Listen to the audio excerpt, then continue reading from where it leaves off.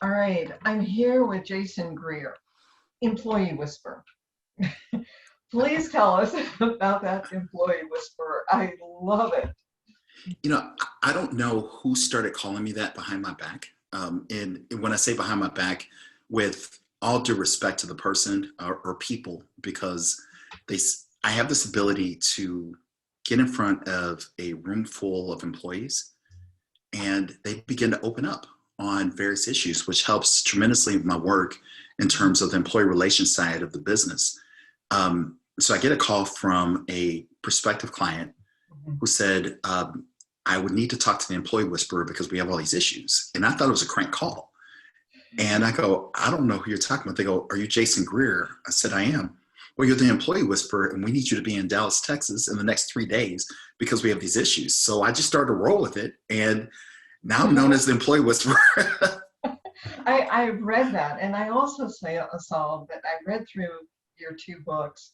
Um, Not only are you a motivational speaker, your list just goes along. I love your YouTube where you talk about we share one commonality throughout the human experience, the brain. And Yes. throughout your book, you m- meld both um, racism and the brain, employee Yes. whisperer. And another thing that got me, people matter. And Mm, I think we have had a horrible turn since 9/11. And of mm. course, all this has been shocking to me because I was brought up in Europe. So I just threw a lot at you. Please No, it's okay. uh, expand on this racism and the brain because this is absolutely imperative in these days. Yeah, no problem. So, my book, Bias, Racism, in the Brain, is a book that I co-wrote with my colleague as well as one of my best friends in the world, Phil Dixon. And Phil is Phil is this guru when it comes to brain-based leadership. And so, when the George Floyd moment happened, as it's commonly referred to, you know, I'm sure you were like me as well as millions of other I people. was Just watching it while it was going on. it was heartbreaking, right? Soul It was wrenching. terrorizing. I froze. Well, so I'm racking my brain on what to do, Mhm.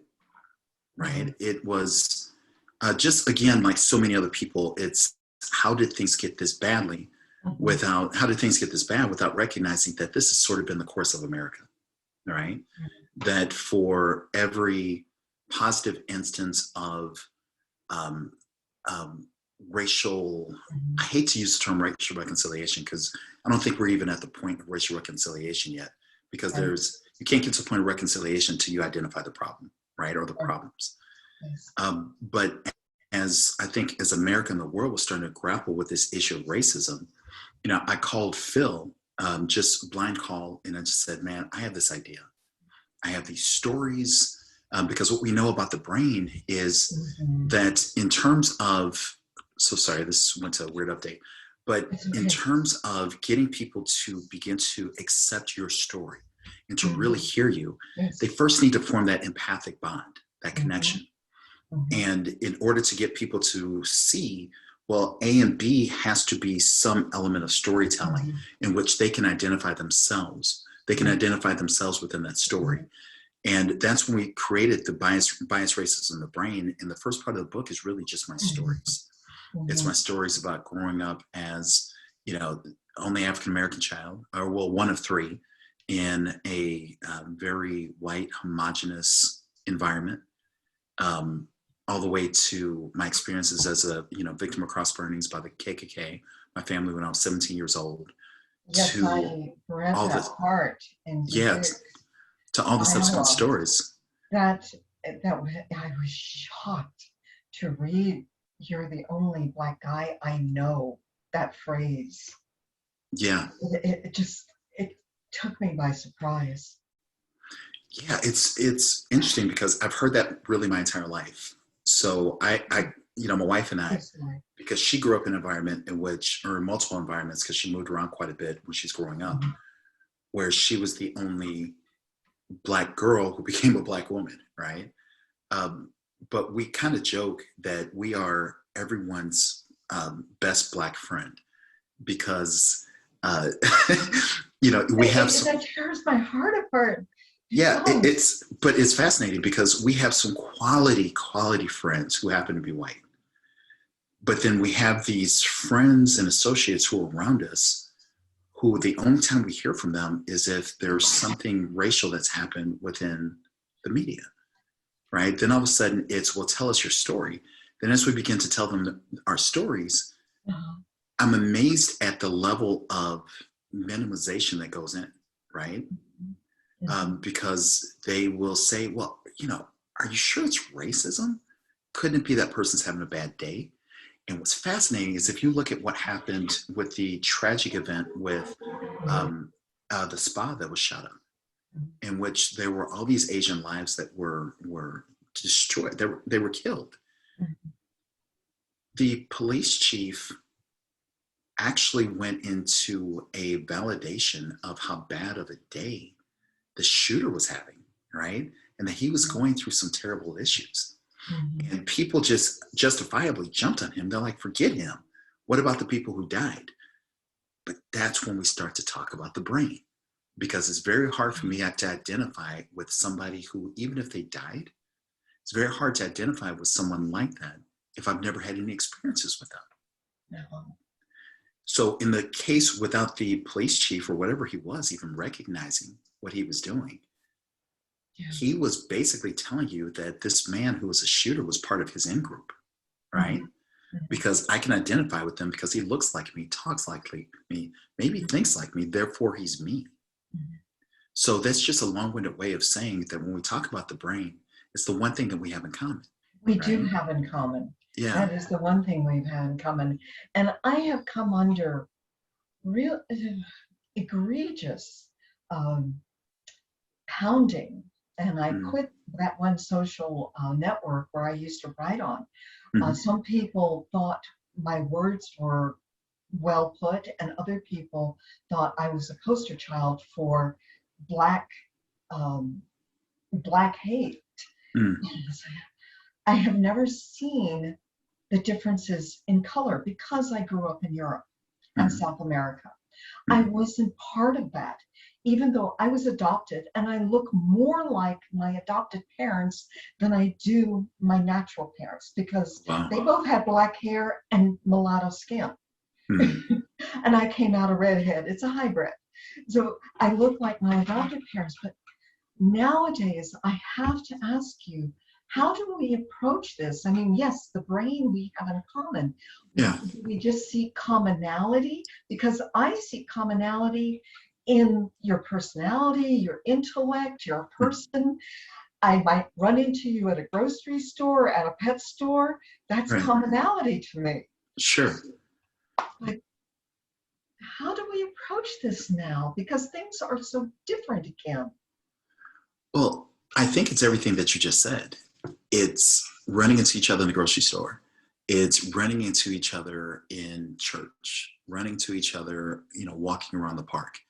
Mhm. Um, the common denominator amongst those three experiences is actually being present with each other. I Yes. think that when you look at, and I've used this phrase before, but social media will make you believe that we are more interconnected than we've ever been before, right? Without recognizing, I haven't experienced that. well, we're more interconnected in terms of the fact that I can Yes. log online and get Right, the right, perspective of right. multiple demographics Hmm. immediately, just I like that, agree. I agree right? with that. But the challenge is that we are more disconnected than we've ever been before. Yes, that's what I'm Because seeing. when you look at the outliers being, say, New York City, city of Hmm. Chicago, city of Hmm. Los Angeles, those being the outliers and a couple other cities, Hmm. those are diverse communities. But Hmm. then when you get beyond those cities, what you see is a rapid amount of segregation that's going on, Well, and right? please add Colorado to that. And around the circumference of Denver County, Okay, we are very multicultural and multilingual, that's awesome. extremely so. That's why I chose Colorado. when I finished school, I went to school in Connecticut and Boston. Right. But I really got stuck here because it's multicultural. And that's what I loved as I grew up. It just, when my parents brought me back to America when I was a teenager, I begged my father, please send me back to Europe. Mm. I could not understand just clothing bigotry. Yeah. It blew me away. School in Europe, the entire school is a team. And I went to a lot of schools, 19 in the first 11 years. Okay. And we wore That's a uniforms. lot of schools. Well, it's military. Okay. We're there for 2 weeks or 6 months. You come home and we're packing and leaving. There's no Gotcha. goodbyes. We're terrible at long-term relationships. And I keep on referring back to 9/11. Things were progressing because of Martin Luther King. And they were progressing slowly. There was still violence in a lot of states, and I'm not going to name them. But at the same time, they were progressing. When we hit 9/11, I call it the blue jello effect. Hmm. Our planet is blue. So jello is slippery. And we're on our planet and we're slipping down. Interesting. We're not connecting because of the brain, connecting because of our intellect, connecting because we have dogs or similar backgrounds, or we are curious. I'm a curious person. I want to know. Mm-hmm.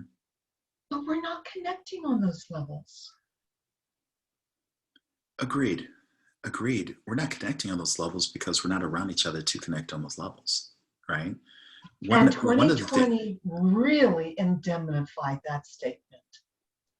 Well, yes, I completely agree with you. I think that one of the things, let me say this about Denver as a sidebar, about Colorado, but we're going to speak about Denver. My wife and I, that's actually where we want to retire at because it's about as multicultural as you could get.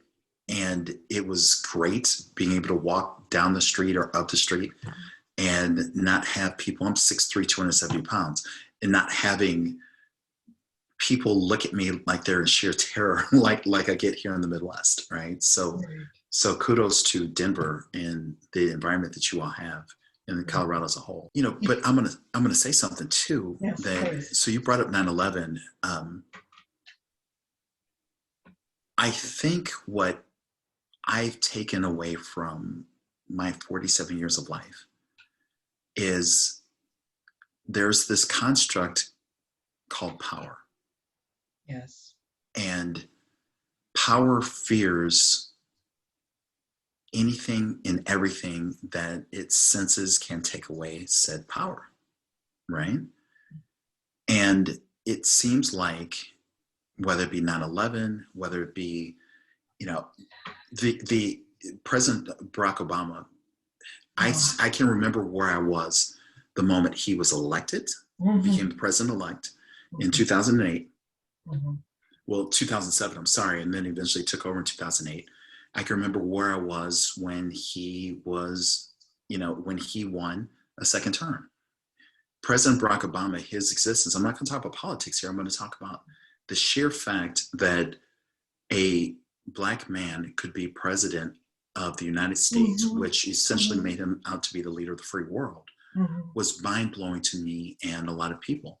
Because, forget the proverbial glass ceiling.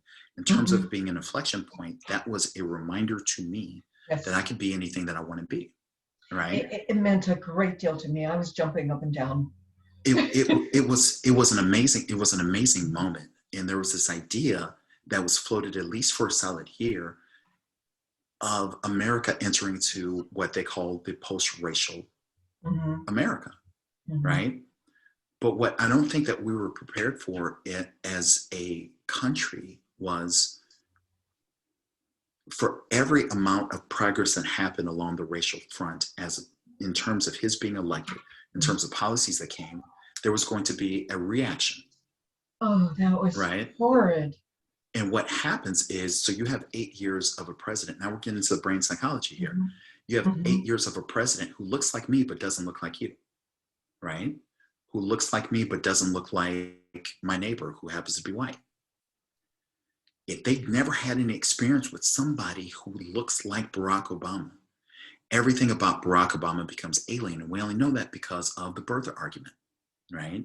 We only know that Oh, because that of was the terrible. conversations around It where he was, comes it's from. time consuming and ridiculous. Well, it's time consuming, it's ridiculous, but again, it gets back to the brain because I can't Yes. identify with my outgroup, right? And Mhm, so what happens for every action, there's a reaction. You have mhm, 4 years of mhm, Donald Trump, and however people might feel about that, what we started to see more and more was mhm, this militarization of mhm. white supremacy. Yes. And along the lines, less about let's get economic might and then more Mhm, about let's preserve our America, right? mhm, And mhm, in the presence of the Make America Great movement, mhm. I had friends calling me asking me, why do you think this is happening?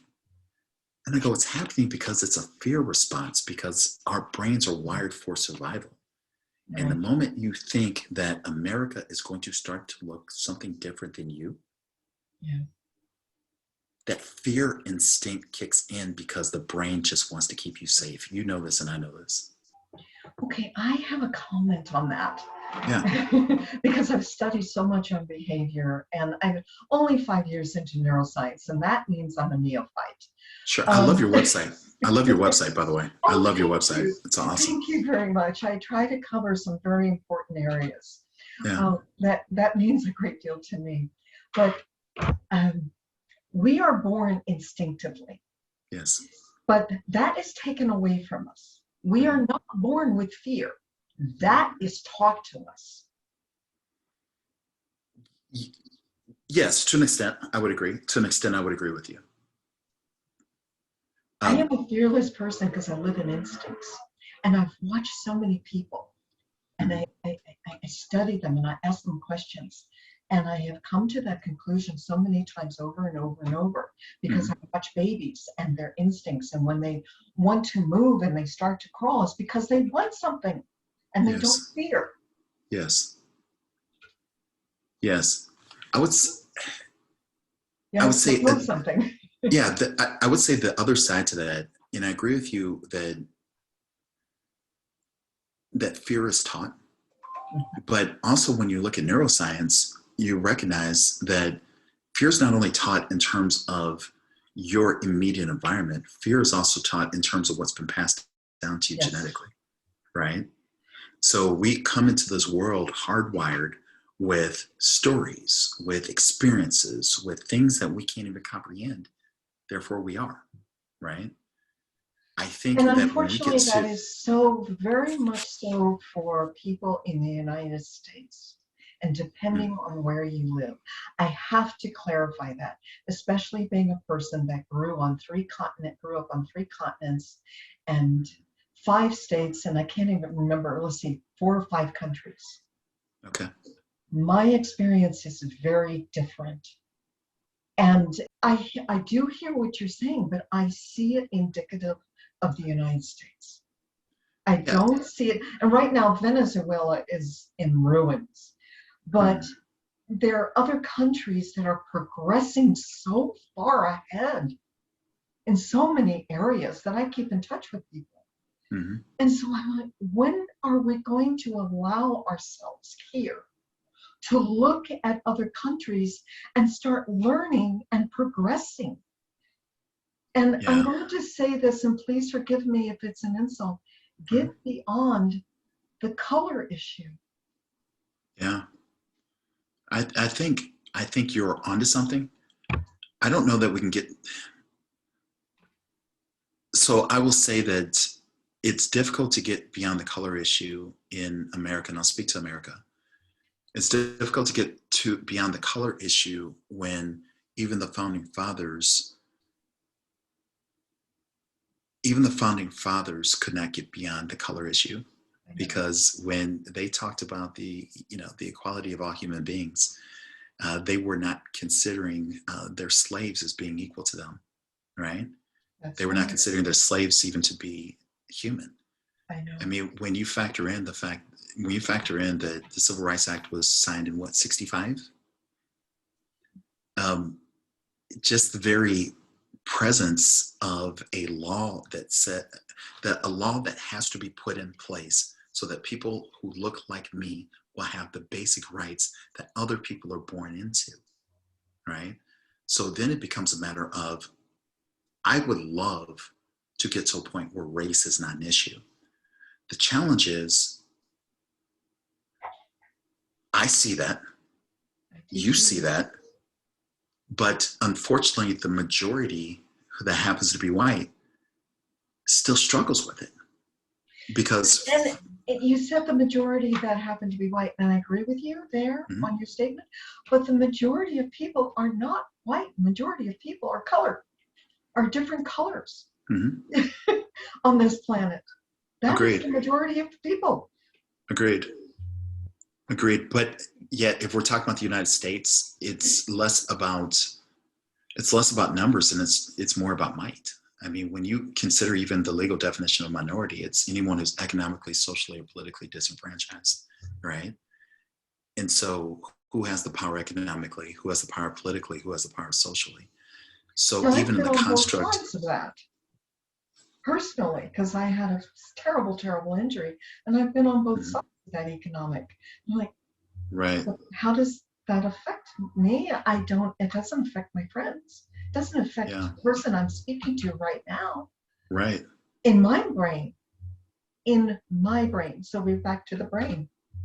But it could be argued that because you've had so many experiences in so many continents, right, with so many different people, you typically don't see things the way that other people would because your experiences have your very brain chemistry change. Your brain chemistry changes. Every instance that you have, every experience, whether it be Yes, negative or positive, that's true. That's every true. experience changes your brain towards something, right? Now, the perception of what we use is the crux here of the brain. The human perception is only about 7% Hmm. of the entire brain usage at any time. It Hmm. is so small, it is so minimal that we have to get onto the part where we become more curious and start asking questions, getting to know, expand that brain, be multicultural so that we expand our horizons instead of being at that little teeny weeny 7% cognitive. I would agree with you, but I'm going to challenge something though.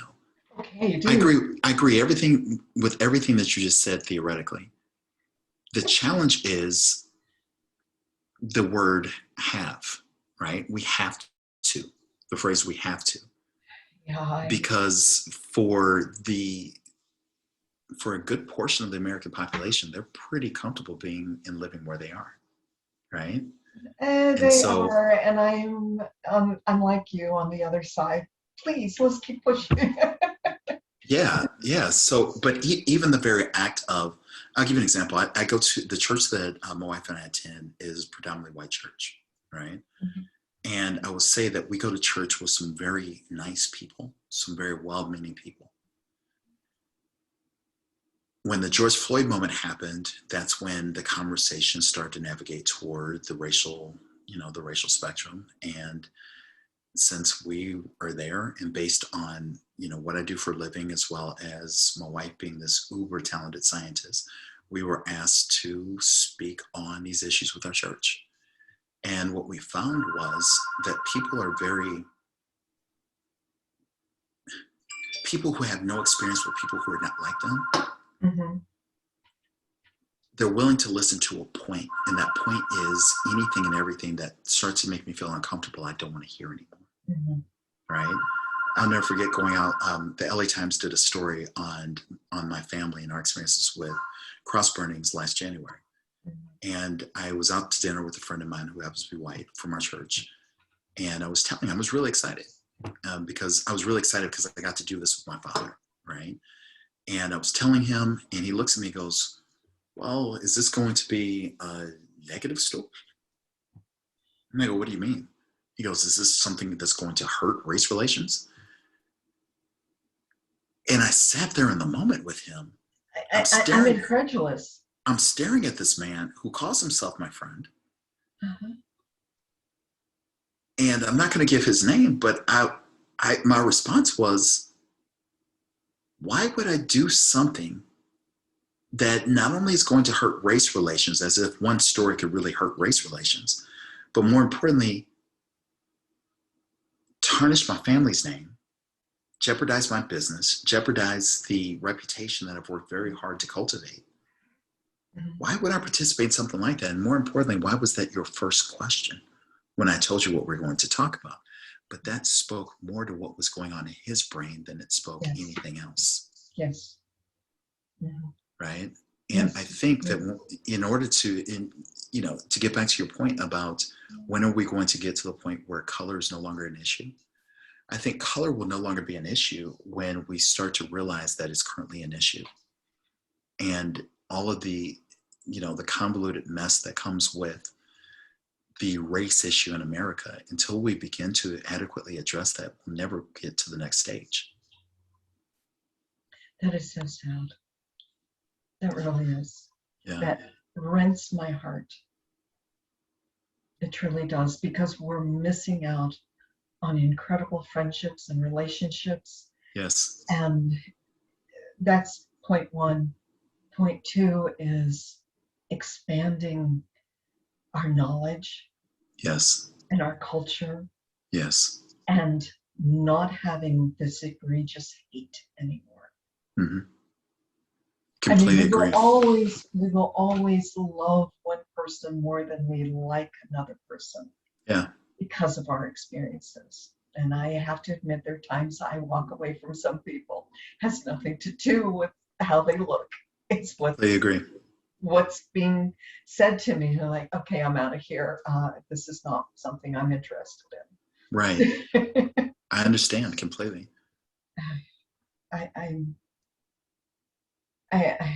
It rents my heart. It truly does. Yeah, I'll tell you this, Michelle, one of the things that was so terrifying to me. So January 6th, the January 6th insurgency, and I don't care how people tried to paint it, it was an insurgency. That's what it was. And it was scary to me on multiple levels.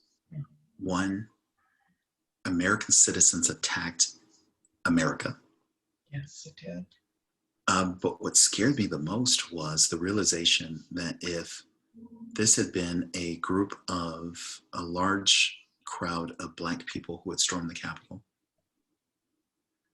or even worse, if this had been a large group of Middle Eastern people that had stormed the Capitol. I knew you were going to come with that. Right? Yes. There would be bodies littered. Yes, there would be. In the streets, in the halls of the Capitol. Yes. But these men and women, granted, some of them are being arrested, mm-hmm. but these men and women were legitimately escorted into the Capitol and were allowed to sort of get it out of their system. And that in itself, when we talk about race, that was the clearest demonstration to me of the privilege called being white. And it's a privilege that I don't have. Not that I would ever storm the Capitol, but I wouldn't even think about storming the Capitol, because I wouldn't have the goal, because I've never had that level of privilege that says anything and everything belongs to me, no matter my economic strata. Anything and everything belongs to me, and I can do with it as I please. That's foreign to me, but I saw it played out. I read recently on what you said, and your words again bring this home, and it hurts inside of me. But it was a Black man, a lawyer, and many other accolades. And he says, I want to know what it's like to not be afraid.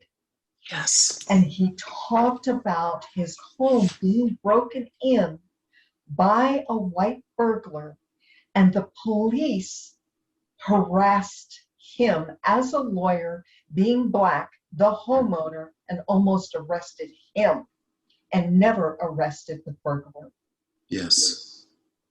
And he said over and over again, I would like to know once in my lifetime what it's like not to be afraid. 100%. 100% agree. I wish, we talk about this in the book, Bias, Racism, and the Brain, that it's amazing to me walking down the street or even walking in a store, and I walk past women who happen to be white and they clutch their purses. Right? I mean, with all due respect here, I've never stolen anything in my life. I'm not looking at, let alone looking at stealing your purse, right? I'm not looking at hurting you. I would just love to know what it's like not to be perceived to be a threat. Because look, I have the trifecta. Right? I'm big, I'm black, and I'm a male, right? And so I'm actually, I was joking with a friend of mine the other day, and I said, I'm so cognizant of not being threatening to white people and really going out of my way to let them know that they are safe, right? Mm-hmm. That somebody could come up and stab me in my back or in my front. I wouldn't even see it coming because I'm so concerned about not being a threat to somebody else, right? So I would love to echo that gentleman's statements. I would love to know what it's like not to be afraid. Yeah. Yes. Well, if I saw you in a store, I would smile and say hi. I believe you would. And I'm like, my goodness, I'm only 5'4". How tall are you? I believe you would speak to me. That would be awesome. That would be awesome. But I'm stunned for words. I am speechless to the fact that this day and age, in a millennium, 21st century, that we are still here, even worse off than a couple of decades ago. Yeah. Yes, but I'm going to say something too, though. Sure. That my son is 11 years old, and Donald Trump was his first white president. Oh. Now, put this in perspective. Again, getting away from the politics of the man, my son, for 8 years of his life, all that he knew was a black man that looked like him. Mm-hmm. So he came into this world already thinking anything's possible, right? That to me is progress. We're a long way away from the finish line, clearly, because conversations like we're having here need to continue. I feel like I've already made a friend in you because, Michelle, you're awesome. Absolutely. Elise, by the way. It's one 4-syllable French name. Michelle Elise. My apologies. I've been calling you Michelle in my head, so thank you. So you just taught me something. I appreciate it. No, I appreciate it. But I feel like I've made a friend in you. Oh, yeah, absolutely. And I would love to get together with you again. I know you're on a time frame here. Absolutely. And I kind of threw you a little bit of a corner. That's okay. This is fun. This was great. I just love reading what you write, and I wanted to talk to you. And I hope this is the first of many conversations. And I would love to meet your son. Definitely. I truly would. So I thank you, Jason. Thank you so very much. All Jason's information is right on LinkedIn. It is all the links, his books, everything possible. Also, we will be setting this up on YouTube. Please watch, please connect, please share. Thank you so much, Jason. Hey, thank you. It's such a pleasure. I appreciate your time.